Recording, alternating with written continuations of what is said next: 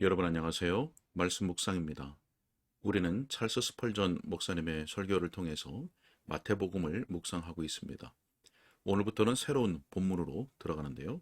마태복음 18장 20절의 말씀을 두세 사람과 함께 하시는 주님이라는 제목으로 설교했던 내용을 읽고 묵상하도록 하겠습니다. 먼저 본문의 말씀을 읽겠습니다. 두세 사람이 내 이름으로 모인 곳에는 나도 그들 중에 있느니라. 아멘. 자, 설교 내용을 읽도록 하겠습니다. 제가 기억하기로는 본문이 들어있는 대목이 신약 성경에서 교회 모임에 대해 언급하는 최초의 경우입니다. 구주께서 그분의 모인 백성들에 대하여 선언하십니다.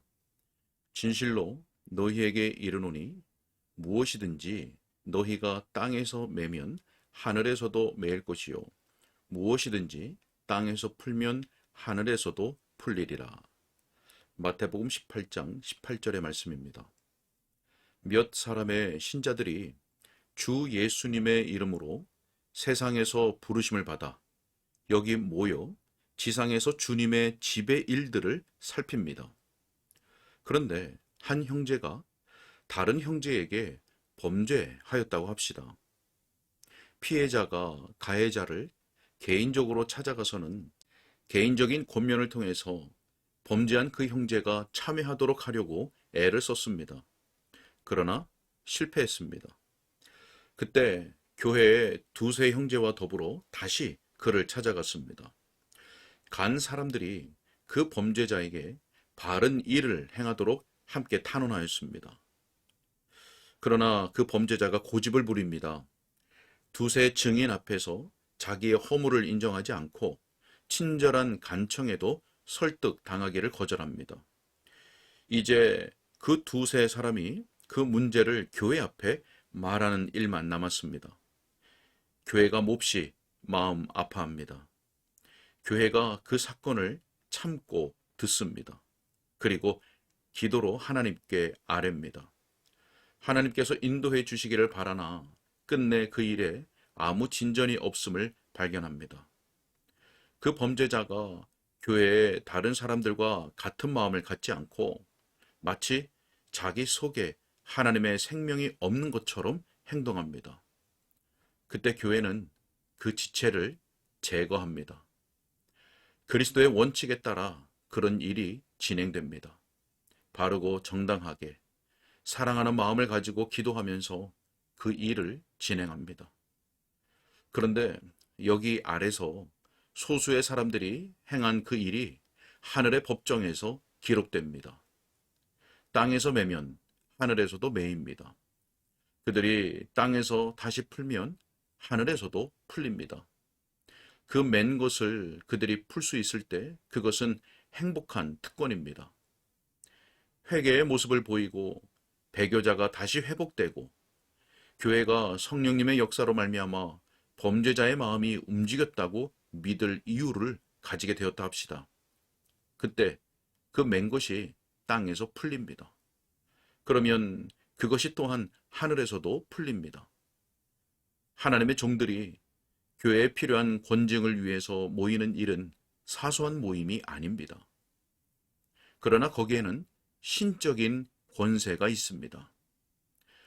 그들이 행하는 것이 주님 대신 예수 그리스도의 이름으로 행해지기 때문입니다. 교회 모임들을 바로 이러한 엄숙한 빛 아래에서 바라보는 일이 더 보편화되었으면 얼마나 좋을까요? 자, 다음으로 우리는 기도 모임을 만나게 됩니다. 19절에서 진실로 다시 너희에게 이르노니 너희 중에 두 사람이 땅에서 합심하여 무엇이든지 구하면 하늘에 계신 내 아버지께서 그들을 위하여 이루게 하시리라. 그것은 매우 작은 모임입니다. 모임으로서는 그보다 더 작을 수가 없을 것입니다. 거기 두 사람만이 모였습니다. 두 사람이 기도하고 있습니다. 곧 믿는 두 사람이 기도하고 있습니다. 그 두 사람은 주님의 종들입니다. 그들의 큰 관심은 그리스도의 나라에 있습니다. 그들은 교회가 번창하기를 매우 간절히 바라는 열심이 있는 사람들입니다. 두 사람은 같은 심령을 가진 사람들입니다. 하나님과 진리에 대한 사랑에서 일치하며 그 문제에 대해서 대화를 나누며 숙고하였습니다.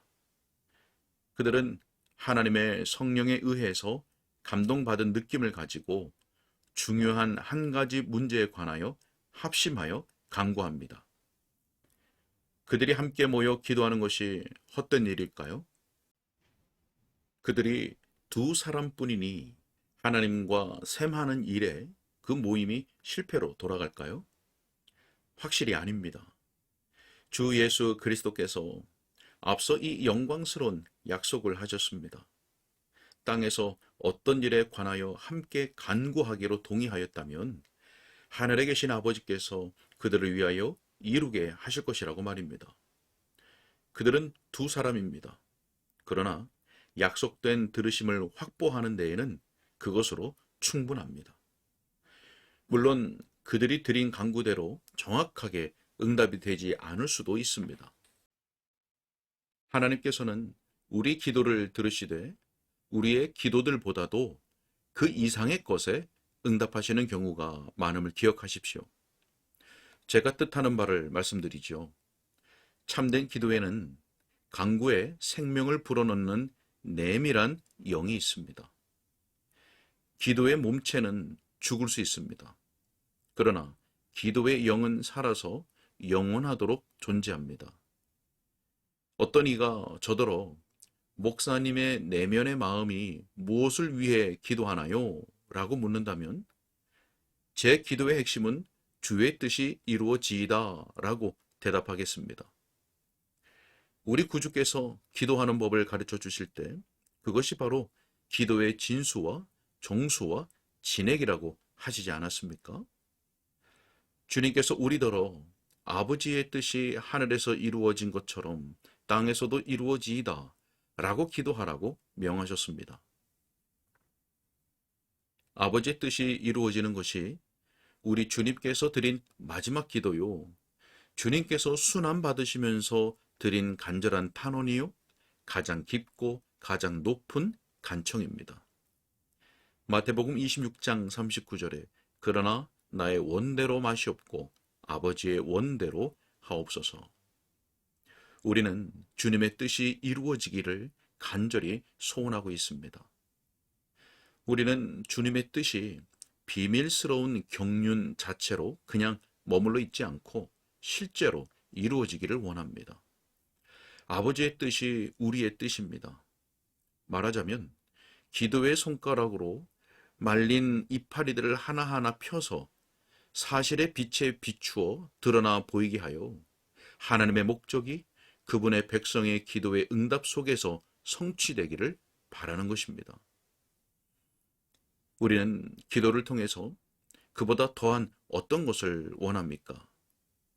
우리가 잘 가르침을 받았다면 바로 이것이 우리가 의도하는 바라고 생각합니다. 만일 진실로 그러하고 우리가 함께 주님 안에서 기뻐하게 된다면 주님께서는 정말 분명하게 우리 마음의 소원을 이루어 주실 것입니다. 거룩함을 입은 우리의 뜻이 하나가 되어 하나님의 뜻을 담게 되면 우리의 기도는 응답을 받습니다. 우리의 기도가 감히 루터가 담대하게 드렸던 기도의 말을 하게 되더라도 결코 주제넘지 않을 정도로 응답이 될 것입니다. 루터는 기도하였습니다. 오 나의 주님, 나의 뜻이 바로 이 시간 이루어지게 하옵소서. 자기의 뜻이 하나님의 뜻과 일치됨에 분명하다는 확신을 가졌기 때문에 감히 그렇게 말할 수 있었던 것입니다. 그런 경우에만 여러분은 경관 터 위에 서 있는 것입니다. 그러한 터 위에서만 어떤 거리낌도 없이 특별한 복락을 간청할 수 있습니다. 기도 모임은 어릿 광대의 극도 아니고 시간 낭비도 아니며 단순한 경건한 놀이도 아닙니다. 오늘 이 시대 속에 그렇게 생각하는 사람들이 있습니다. 그러나 그러한 자들은 경솔한 자라고 여겨야 합니다. 분명 그들은 하나님의 백성들의 탄원 속에 놓여 있는 전능성을 알지 못합니다. 주님께서는 그의 왕의 보고 열쇠를 믿음의 손에 맡기셨습니다. 주님께서는 그분의 칼을 칼집에서 빼어 기도에 능한 사람의 손에 들려주셨습니다. 때로 하나님께서는 그분의 주권적인 홀을 기도의 손에 놓으시는 것처럼 보입니다. 이사야 45장 11절에 일어날 일을 내게 물으며 또 내 아들들에 관하여 내게 명령하라. 주님께서는 우리에게 기도로 하늘을 이길 것 같이 무엄할 정도로 담대하게 말하도록 허락하십니다. 언약의 천사에게 감히 당신이 내게 축복하지 아니하면 가게 하지 아니하겠나이다 라고 말할 것을 허락하십니다. 만일 한 사람 야곱이 자기와 씨름하는 천사를 이길 수 있을진데 두 사람이면 무엇을 할 수 있겠습니까? 한 씨름을 위하여 두 사람이 합심한다면 얼마나 놀라운 승리를 가져올까요? 어찌 하나가 천을 쫓으며 둘이 만을 도망하게 하였으리요? 라고 신명기 32장 30절에서 말씀합니다. 합심하여 강구할 때 힘이 합쳐지는 것입니다. 두 사람이 힘을 배로 증가시킬 뿐만 아니라 그것을 10배로 확대시킵니다. 두 사람이 국률의 문을 두드리고 있으면 얼마나 곧장 그 문이 열릴까요? 하나님께서 우리 각자에게 기도의 동반자를 허락하십니다. 요한이 기도의 노를 잡아당기면 야고보가 함께 힘을 다하여 그 노를 잡아당깁니다. 그보다 훨씬 더 낫게 우리가 기도 모임을 가질 때 우리 아버지께서 우리 중에 임재하심을 항상 믿을 수 있습니다. 그리하여 예수님의 말씀이 참된 것을 발견할 수 있습니다.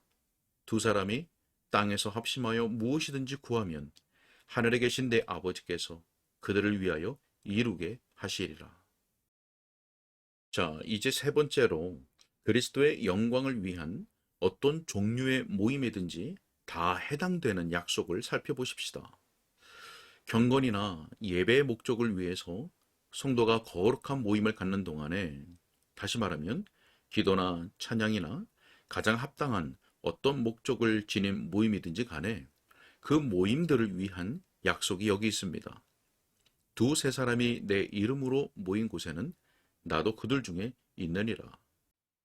이 약속이 교회 모임을 창조하며 기도회를 번성하게 합니다. 택한 백성들의 은혜로운 모든 모임을 거느리고 계신 양들의 목자장 되신 이를 여기서 발견합니다. 그분은 여기서 두세 사람이 내 이름으로 모인 곳에는 나도 그들 중에 있느니라 라고 말씀하십니다. 자, 우리는 첫째로 비본질적인 문제들에 관하여 언급할 것입니다. 두 번째로 가장 본질적인 문제를 조심스럽게 언급할 것입니다. 그리고 마지막 세 번째로 우리에게 가장 용기를 북돋아주는 확신에 대하여 생각해 볼 것입니다. 오늘은 여기까지 읽겠습니다. 네, 오늘은 서론 부분을 읽었습니다. 스펄전 목사님은 먼저 18절의 문맥 속에서 교회 모임에 대해서 언급을 했죠. 그리고 교회 속에 매우 작은 기도 모임에 대해서 언급을 했습니다. 두 사람이 기도한다 할지라도 하늘에 계신 하나님께서 들으시기에 결코 부족하지 않고 또 우리 주님께서는 그 기도 모임 중에 임재하십니다. 우리 주 하나님께서 우리 각자에게 함께 기도할 동반자를 붙여주시기를 바라고 또 본문에 약속된 대로 그 약속 위에 우리가 굳게 서서 우리의 기도 모임이 더욱 확장케 하여 주시기를 바랍니다. 그래서 주님의 말씀이 참된 것을 우리의 마음과 또 우리의 모임 중에서 우리 모두가 발견하고 확신하게 되기를 소원합니다. 기도하겠습니다. 하나님 감사합니다. 우리에게 다시 주의 말씀을 통해서 주신 그 약속을 듣고 확신케 해주시니 감사합니다. 하나님, 우리가 두 사람이 모여서 합심하여 주의 뜻을 구할 때 하늘에 계신 아버지께서 들으시고 또 우리 주님께서 또 그곳에 우리와 함께 거하신다고 약속하심을 우리가 믿고 우리가 더욱 힘을 내어 기도하게 하시고 또 주님께서 부주 주신 기도의 동력자들 동반자들과 함께 또 열심히 기도의 모임을 가질 수 있도록 도와주시고 이 약속의 말씀에 우리의 기도의 모임이 더 확장되어져 갈 수 있도록 주님 도와 주옵소서. 무엇보다 우리로 하여금 하나님의 말씀과 그 말씀에 계시된 주님의 뜻을 더욱 분명하고 명확하게 알게 하시고 깨닫게 해주셔서 우리의 뜻이 주의 뜻에 일치되게 하여 주시며 그래서 무엇보다 우리가 주님의 뜻이 이루어지기를 간절히 구하는 우리의 기도가 될 수 있도록 도와주옵소서. 주님께 뜻하옵고 예수님의 이름으로 기도하옵나이다. 아멘.